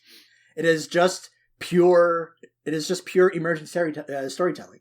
It's like the game itself is like, watch a text box randomly generate baseball results, but the story is everywhere else. I used to be far more hardline in this, in that I used to take the stance that any game, like, a game should never attempt to, like, games shouldn't have cutscenes, essentially. Games should tell things through their gameplay. Like, there shouldn't be moments where you are completely removed from the authorship of the story. I am less harsh on that now, but I still think that there was a trend, and this trend still weirdly continues in a lot of AAA games. Not at all in, like, the indie spaces, but a lot of, like, the bigger name spaces. This is still a trend, and especially a trend in prestige games, quote unquote, which is, we are going to make a movie that you can play parts of. And that's what a good story is. And that is so reductive and so uninterested in the potential of games as a medium. And so much of it purposefully eschews the things in games that can actually create really unique and interesting stories, and instead presents you with the things that don't. Like, you're just watching essentially a CGI movie for parts of it.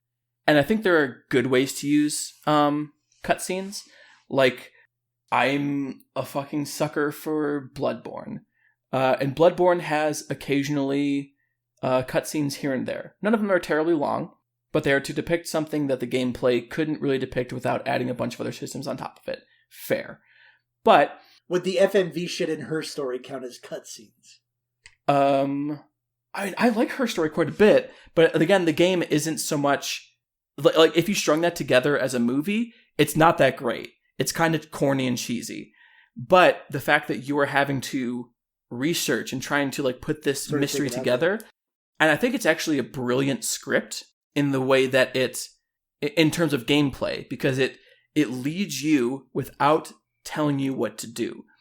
Like the like stereotypical, I'm going to write a first-year games criticism essay is like, here's how the first level of Mario teaches you how to play Mario. But that's true, and when games do that really well, like something like Her Story, I think that's incredibly cool. But Her Story itself is not a great story. Sure. I have some answers for this, but can you think of any games where you would consider the writing and the story to be strong enough that you could pull it away from the game and it still be very, very good? Offhand? Mm-hmm. Oh boy. I don't play a ton because I have a of video couple games. for what it's worth. Like the one that I could the one that I think if this were a movie, if I weren't playing this, I'd probably want to watch this. Is probably Portal 2. Interesting. I think that movie Okay. is. I think that game's pretty funny. I think it's got kind of a robust narrative structure to it. I'd watch kind of like a dark sci-fi comedy about someone trying to bust loose from an abandoned factory, basically. Yeah, no, that makes sense. So like my example was Soma for one of them, which is a horror game where you essentially just walk around and hide from monsters. But the story of it is genuinely like really, really, really fucking good. I don't want to give any spoilers for it. If you haven't played Soma, it's by the same people who made Amnesia: The Dark Descent. But in case that scares you off, because I know that those games are super unapproachable and kind of off-putting, if you're not really into the hidey horror kind of game, there is a version of Soma where the monsters can't kill you, so you don't actually have to worry about them. So, which I highly recommend. I think it's great that they did that. That's an interesting design choice. It's so cool. Like, I genuinely love that kind of accessibility thing where I like a lot of horror games, but I don't like horror games where I'm being pursued too much. Just because, for me, horror needs to have like an ebb and flow, like a tension and a release. And in those kind of games, you never feel the release. It always feels tense. So it stops being fun after a while. But having that mode in there is essentially what got me through the rest of that game. Highly recommend it. And the story's wonderful in it. There are other games like Eliza, which is a really interesting game that I highly recommend to people. Hard-coded, actually, which is a game I think I've talked about before, maybe in the chat or whatever. But it's... I think you're right. I think you mentioned this before. Yeah, it's one of these cyberpunk deals. Yeah, it's a cyberpunk game about basically just a whole bunch of trans girls and a whole bunch of robots who are also trans girls who fuck. And the writing in it is genuinely really funny, and the relationship development. I can't see what you would enjoy about that game. Great game. I support them on Patreon. I am Patreon. So like those kind of games, but I think that the fact that those are relatively few and far between. Oh, or The Swapper. The Swapper, I think, is actually a fucking brilliant game, and the more that I think about it, is one of my favorite games of all time because the gameplay so perfectly integrates with the story. I think the fact that those are relatively few and far between, and when I asked you, you didn't really have an easy answer to pull up, I think... Because what makes a game is interaction. For me, it's like it's more baked into the gameplay. It's baked with how you interact with the game itself. It's not really about let's like the script. Often the script doesn't serve the game, and what is the point then? Yeah. No, I would agree, and I think that I don't want to be hardline on it, like I said, because I think that was a position a lot of game critics took around like 2012, 2013 that has slowly become like less and less applicable, like any hardline position is. So I don't want to say, story should only be delivered through gameplay, and you shouldn't have text boxes and like text dumps, and you shouldn't have like, these things where you take away all control. But I will say, when I think of like in the past couple years, what are the best stories in games I've played? It's like Dark Souls or like Bloodborne, like the Soulsborne games from FromSoft. And those games, if you only look at the like dialogue and cutscenes, are fucking comprehensible. I know plenty of people who just play them through like that and don't pay attention to any of the other stuff. And by the end, they're like, I have no fucking clue what happened, but I had fun, which is totally cool. It's totally a valid way to play it. But the couple genius things that they do, and I apologize for everyone who is tired of hearing about how great the Souls games are, but I'm going to do that again. One of the two genius things... I'm going to give you 3 minutes because we're about to cross the 2 hours. Totally fair. I wanted to end this soon anyways. This is going to be my last thing. So the two things they do that I think are genius. Number one is having a bunch of plot hidden in item descriptions, which actively takes effort to find, is non-diegetic, but you still have to go out and find it.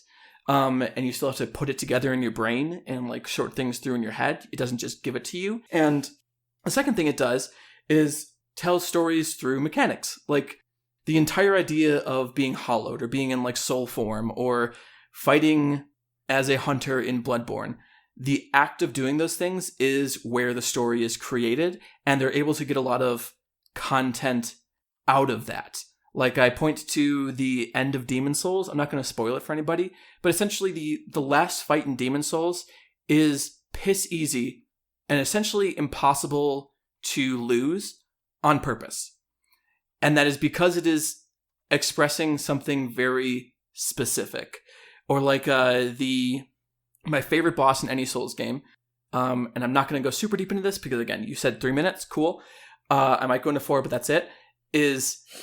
I'm just not keeping attention of time, so I don't actually know. But I am. Okay, so in the best level Demon Souls is the final level of the Valley of Defilement, which the whole concept of it is that you are going into this valley, and it's where all the filth of the world goes. It's where like all of the like aborted babies go, and it's where all the sick people go, and like the plague victims and people who aren't wanted. And Jesus. Yeah, it's rough. And this maiden was sent down there with her knight to cleanse this place, to get the demons out of there. And instead, when she got there, she felt such sympathy for the beings down there and the fact that they were discarded and weren't cared for and no one loved them, essentially, that she had a crisis of faith and was like, how could this God that I believe in allow this to happen to people and allow this to happen to these beings that should be getting cared for?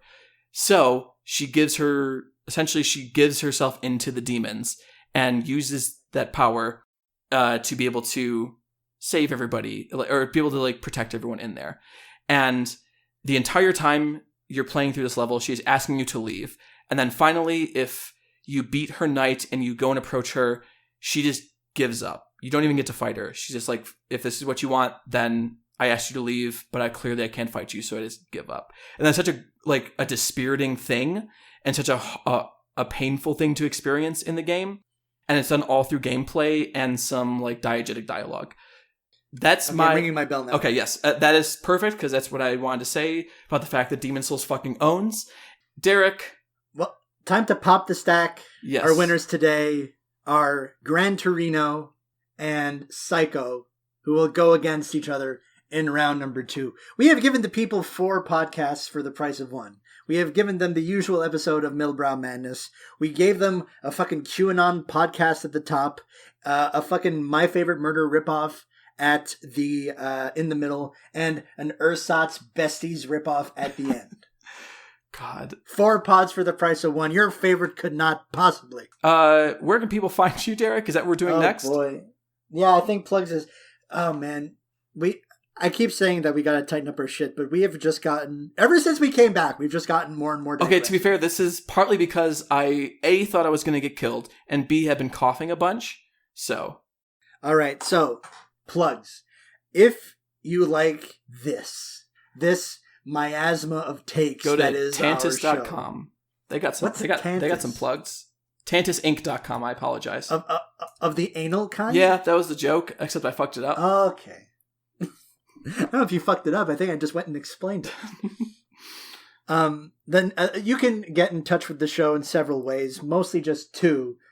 You can get in touch with us on Twitter. The show is at middlebrowpod, or you could drop us a line at middlebrowmadness@gmail.com. We are still soliciting vegetarian and vegan recipes, opinions on the Picts, Bollywood recommendations, and surely a bunch of other shit that I've forgotten since the beginning of this show that we've been soliciting.